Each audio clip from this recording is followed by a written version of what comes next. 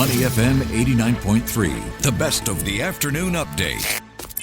Money FM 89.3. Now, new data shows Instagram might be the most popular new dating app. According to data from AI assistant Riz, messaging and social media are a growing destination for dating. So what are the latest trends in this industry? Dating apps have transformed the way we connect, making it easier than ever to meet people beyond our immediate circles. But how do platforms keep the experience engaging while avoiding user fatigue? Are singles falling out of love with dating apps? Joining us to explore this is Meihui Chen, APAC Communications Lead for Bumble. Welcome, Meihui.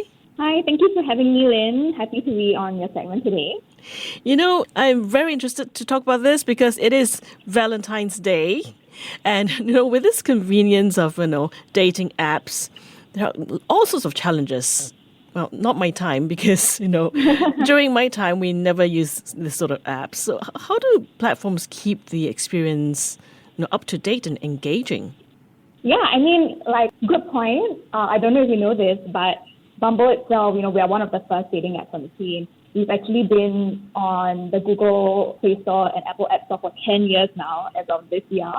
So it's been a long time since dating apps has been a thing, Dating apps compared to some of the more traditional connection methods, actually we find that we've been able to help people connect with each other on a more simple, convenient, and easier level. And this is something that we've been doing for the past 10 years. So in terms of how we have been continuing to keep things new, I think especially in Singapore, we've done a few things. One, I think one of our primary missions as a dating app is to bring these online connections offline. So last year, I don't know if you've seen some of the news around, but we actually partnered with Uncle Chiang's Ice Cream, the iconic ice cream uncle in Orchard, over the Christmas period to basically give out dating tips as well as free ice cream to our singles in Singapore to kind of, give people an opportunity to cozy up with each other and also connect on a more deeper level over a festive season. We've also recently worked with a run club. Run clubs are definitely becoming very popular as a way to meet new people. So we partnered with a run club called Urban Milers back in November last year to basically bring people together and really take the online connection offline. So these are just some of the ways that we've been working on to reinvigorate, people's dating life in Singapore. Okay, but reinvigorating the apps, I started off talking about how new data showed that things like Instagram might be even more popular than dating apps. So what do you think? What's your reaction to that? I think, Singaporeans generally just like to have many options for many things. People are constantly trying to find ways to meet new people, and that can be on various different platforms, and that can be also like in forms of, meeting people in real life. So we are happy to have people explore all these different options, and we are happy to have them on our platform. What I can say is if you look at the top 25 lifestyle apps in Singapore in 2024, dating apps actually take up 3 out of the 25 spots as the most popular lifestyle apps downloaded locally. So I wouldn't say that people are, necessarily turning away from dating apps, but, welcome people, exploring different ways to meet different people. But very much so, people are on dating apps still. Okay. And as technology continues to shape romance, what role do you see innovation and user experience play in keeping dating apps relevant? I think technology will continue to play a very important part in terms of shaping the dating app user experience in Singapore. I think generally, AI has been a really hot topic, and we, as a platform, have been leveraging AI for a while now. So other than being the app where people find healthy connections, we also believe that this process has to be a safe one, for our local users. So, our approach to using technology as well as AI will always led up to our mission of helping our community foster real, authentic human relationships. So, broadly speaking, we use or leverage AI in one of two ways. One is we focus on safety, like I mentioned before, and the other one we focus on compatibility or like building connection. So some of the more interesting features that we use on our platform, which I personally am a big fan of, one of them is actually called Deception Detector. So we actually use a combination of artificial intelligence as well as human moderation to help identify potentially fake spam profiles and take them down before members actually see them on our platform. I personally think that's a really innovative program, and we only launched it last year. And the second kind of feature that leverages AI is called Private Detector. So what the Private Detector is, it actually censors potentially leaked images before it even reaches your eyes. So we believe that no one should be subjected to seeing content that they don't want to see, especially on our platform. So what the program does is actually blurs these images, and you actually have to consent. You have to click yes and consent to seeing the images before it's actually shown to you. So those are into AI facilitated features on Bumble. Wow, very interesting. But Meihui, are there features that ensure user safety? Yeah, I mean, those two features definitely contribute a lot to our community safety on Bumble. One kind of reduces the number of potentially false profiles that you might see, and then the other one, reduces the kind of harmful content you might see on the platform. So those two are definitely some of the biggest safety features. Something that we actually encourage our community to use more of is actually our video call and voice call function. I think there is possibly some hesitation when you're online about, are the people that I'm seeing on these platforms the people they are saying they are. So we encourage people or people in our community to go on a quick voice call, quick video call to kind of temperature check and sense check on the people that you're planning to meet IRL, so that you can kind of see if they are who they say they are via these two channels before actually sharing your private information with them. So don't be too quick in sharing your personal information, but rather do all of these checks on our platform before you move off it. Good advice. Now, Meihui, you were saying that Bumble has been around for about 10 years now. So what trends are you seeing in the dating landscape across the Asia-Pacific region?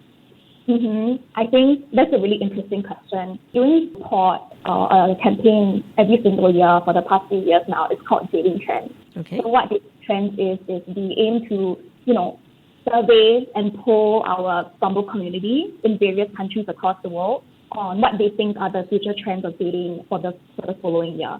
So this year, in 2025, we had six trends, but three of which are the most popular in Asia.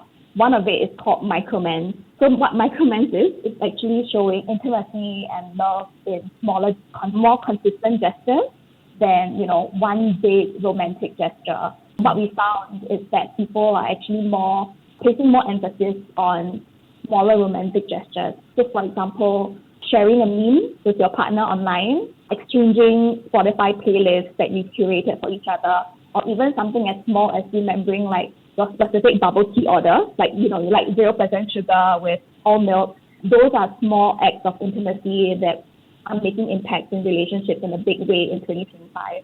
So that's what we call micromance.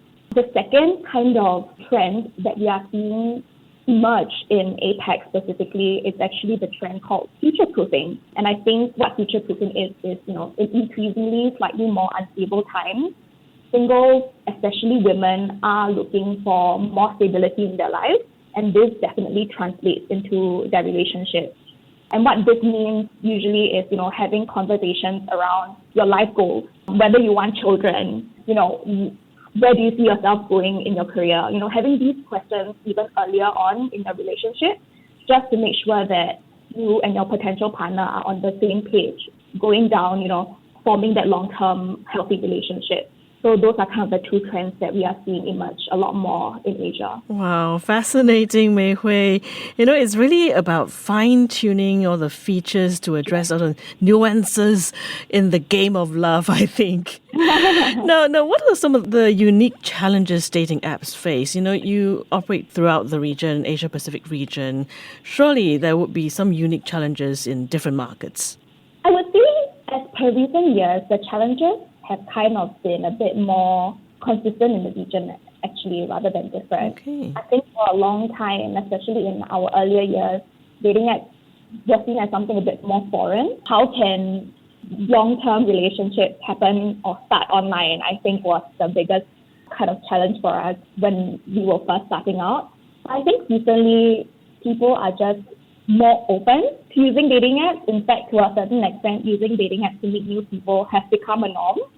I think we just did a survey just last year to do a bit of polling about, the sentiments around using dating apps, and we found that in Singapore itself, around 3 in 5 Singaporeans would actually consider using a dating app to meet new people. And this trend, I think, has only gone up since 2023. So more of like a wider kind of trend we're seeing is, people feeling that, dating is starting to feel like a full-time job. I don't know if you've heard the same, but because, so we found that 8 in 10 Singaporeans are actually looking for long-term relationships. And you know how goal-oriented Singaporeans can be. So we are starting to take, having a relationship and having a healthy long-term relationship as a moving goalpost for us. And then sometimes with work, social life, and like the pressures of having to contend with these timelines, it does make it more overwhelming for everyone. So I think part of our job really is to find out like the friction singles actually have when it comes to them dating, which is why you see us, having all of this research to find out more about our community locally. Just recently, we actually did a small polling around Lunar New Year and Valentine's Day, where we wanted to assess like the stresses around being in a relationship among Singaporeans and whether like these pressures are internalized or, from the usual family get-togethers, which is a big thing during festivities.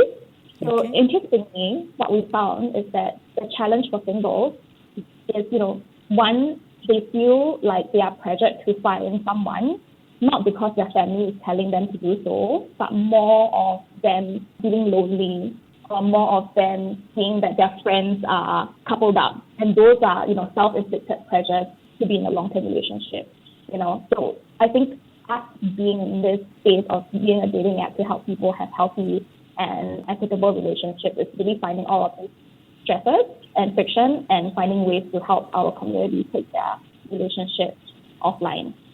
Before we let you go, Meihui, it's very, very fascinating stuff to me because I never had to use a dating app. So before we let you go, what's your advice this Valentine's Day to singles out there who are, attempting to use dating apps to find love?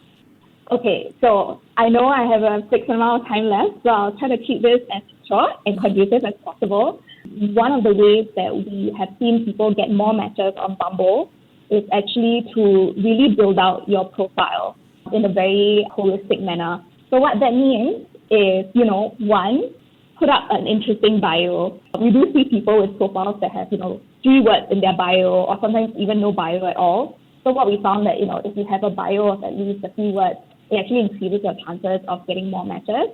Some of the other ways that you can increase your chances of getting more matches is like adding all 5 of your interest badges onto your profile, add your dating intentions, which is very important because we know that a lot of Singaporeans, especially Singaporean women, feel that it's very important to know their potential partner's dating intention when they are looking for someone to have a relationship with. And then lastly, take at least 3 photos and 3 good photos for your profile. That also increases your chances of having more matches and better matches on Bumble. Preferably pictures with only you in it, not in a group of friends so that people don't know who you are. No photos with sunglasses in front of your eyes. And of course, a nice smile doesn't hurt as a photo to put on your profile. And there you have it, from the love guru in the digital age. Meihui Chen, thank you so much. Meihui is APAC Communications Lead for Bumble. Thank you. Thank you so much, Lynn. Happy Valentine's Day, Meihui. Happy Valentine's Day, Lynn. Thank you so much. To listen to more great interviews, download our podcasts at audio.sg or download the audio app. That's AWEDIO, audio at the App Store and Google Play.